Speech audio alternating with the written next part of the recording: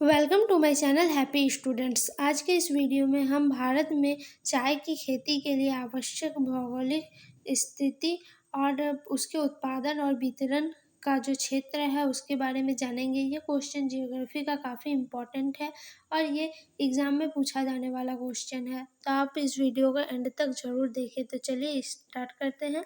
इसका उत्तर आप निम्नलिखित तरीके से लिख सकते हैं। चाय दुनिया का सबसे लोकप्रिय और उत्तेजक पेय है। ठीक है, चाय दुनिया का सबसे लोकप्रिय और उत्तेजक।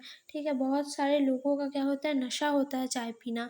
मतलब कुछ भी होता है तो वे चाय पीना बहुत ही पसंद करते हैं और ये काफ़ी एक लोकप्रिय पेय पदार्थ है। असम, भारत और चीन चाय के मूल स्थान है। भारत में असम और चीन चाय का मूल स्थान है उत्पादन का। ठीक है, चाय के बागान यूरोपीय लोगों द्वारा शुरू किए गए थे। चाय के जो बागान है वो यूरोपीय लोगों द्वारा शुरू किया गया था। चाय उष्णकटिबंधीय झाड़ी की पत्तियों से बनाई जाती है। इसमें थीम या टैनिक एसिड नामक उत्तेजक पदार्थ होता है। चाय की पत्तियों में थीम या टैनिक एसिड नामक एक उत्तेजक पदार्थ होता है। चाय का प्रकार चार की क्या होती है, चार प्रमुख प्रकार होती है, यानी चाय की चार किस्में मौजूद है। एक है काली चाय, हरी चाय, ईंट की चाय और उलोंग की चाय।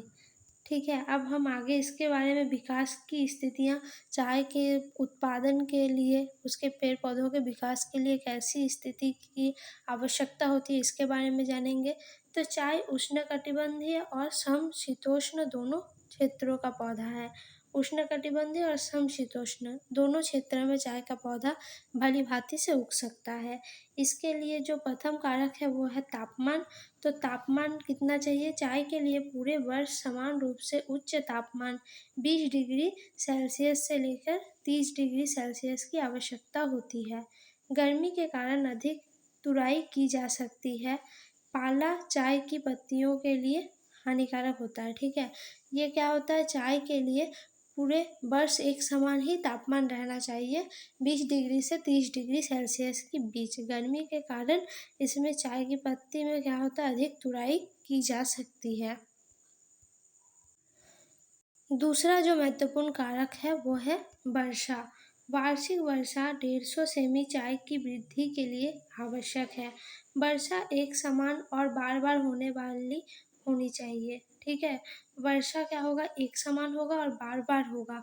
लंबे समय तक शुष्क मौसम चाय के लिए हानिकारक होता है। लंबे समय तक अगर वर्षा नहीं होती तो ये चाय के लिए काफ़ी हानिकारक होता है। छायादार पेड़ चाय की झाड़ियों को तेज धूप से बचाते हैं। सिंचाई का भी उपयोग किया जाता है। जो छायादार पेड़ होता है वो चाय की झाड़ियों को तेज धूप से बचाते हैं और इसमें कभी कभी सिंचाई का भी उपयोग किया जाता है। तीसरा जो महत्वपूर्ण कारक है वो है मिट्टी। मिट्टी चाय के लिए गहरी और उपजाऊ मिट्टी की आवश्यकता होती है। चाय के लिए कैसी गहरी और उपजाऊ मिट्टी की आवश्यकता होती है। बेहतर स्वाद देने के लिए मिट्टी अम्लीय होनी चाहिए। आयरन और पोटास की मात्रा सहायक होती है। चाय की मिट्टी में आयरन और पोटास की मात्रा काफ़ी सहायक होती है और अगर मिट्टी अम्लीय रहेगा तो चाय का स्वाद बढ़ता है। 4 नंबर जो पॉइंट है वो है भूमि। चाय हल्की ढलान वाले अच्छे जल निकास वाली पहाड़ी ढलानों और घाटी के किनारों पर उगाई जाती है। ठीक है, जो पहाड़ी ढलान होते हैं और जहाँ से जल निकास की व्यवस्था अच्छी हो, ढलान रहेगा तो जल निकास क्या होगा, अच्छी तरीके से होगा। और ऐसे जगहों पर चाय की खेती की जाती है।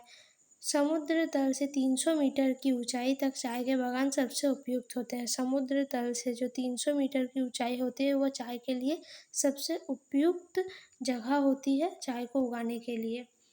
इसके बाद पांचवा जो पॉइंट है वो है श्रम।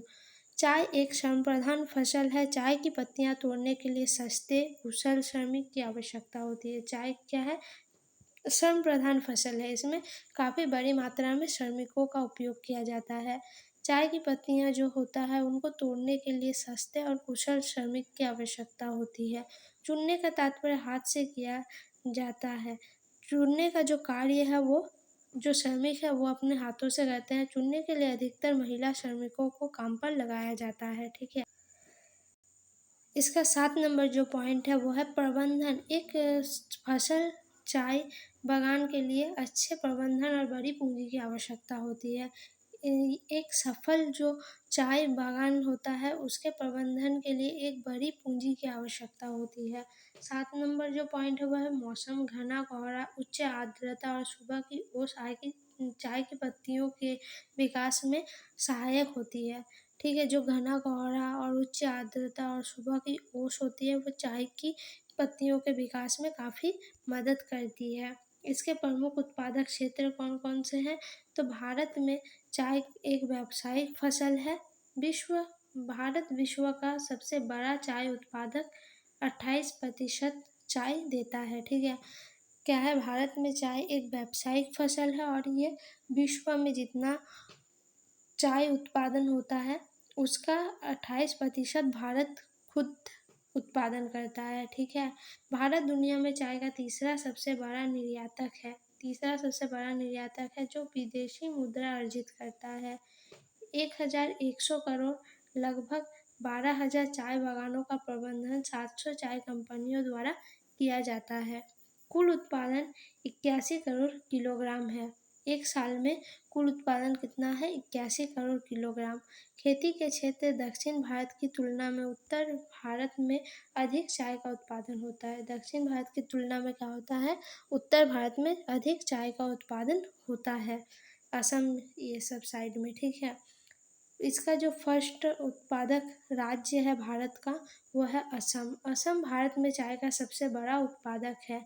चाय ब्रह्मपुत्र की घाटी के किनारे और द्वार क्षेत्र में उगाई जाती है। गर्म, गीला, मानसूनी जलवायु, सस्ता श्रम, उपजाऊ भूमि और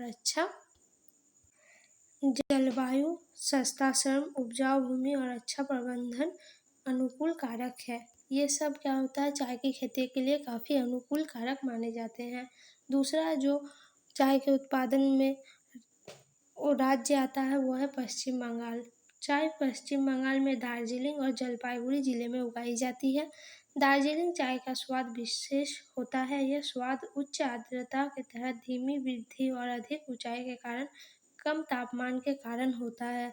इसका स्वाद विशेष होने का एक कारण है उच्च आर्द्रता, और यह क्या होती है, चाय की पत्तियां धीमी बढ़ती है और काफ़ी ऊंचाई पर होने के कारण कम तापमान में चाय का पौधा बड़ा होता है, इसलिए इसका स्वाद उत्कृष्ट माना जाता है। ठीक है, तीसरा जो चाय का उत्पादक भारत में जो क्षेत्र है वो है दक्षिणी भारत। चाय नीलगिरी, इलायची और अन्नामलाई पहाड़ियों की ढलानों पर उगाई जाती है। कोयम्बटूर तमिलनाडु, मालाबार तट केरल, कुर्ग क्षेत्र कर्नाटक और रत्नागिरी महाराष्ट्र चाय के उत्पादक में महत्वपूर्ण क्षेत्र हैं। उसके अतिरिक्त दक्षिणी भारत का जो चाय नीलगिरी, फिर इलायची और अन्नामलाई पहाड़ी की ढलानों पर, और कोयम्बटूर, मालाबार तट, कुर्ग और रत्नागिरी जो महाराष्ट्र में है इसमें भी चाय की उत्पादन होती है। ये सब चाय के भारत के में प्रमुख उत्पादन क्षेत्र है। आपको ये वीडियो कैसा लगा कमेंट में ज़रूर बताइए। अगर वीडियो अच्छी लगी हो तो वीडियो को लाइक, कमेंट, शेयर ज़रूर करें। साथ ही और भी वीडियोस के लिए चैनल को सब्सक्राइब ज़रूर करें। धन्यवाद।